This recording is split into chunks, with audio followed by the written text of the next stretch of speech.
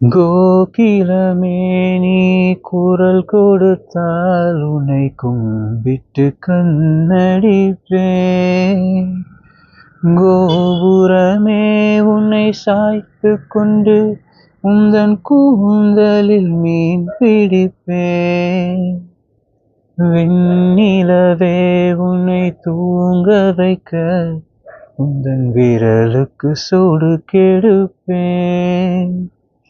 வருட வரும் பூங்காற்றையெல்லாம் கொஞ்சம் வடிகட்டி அனுப்பி வைத்தேன். என் காதலின் தேவையை உன் காதினில் ஓதி வைத்தேன்.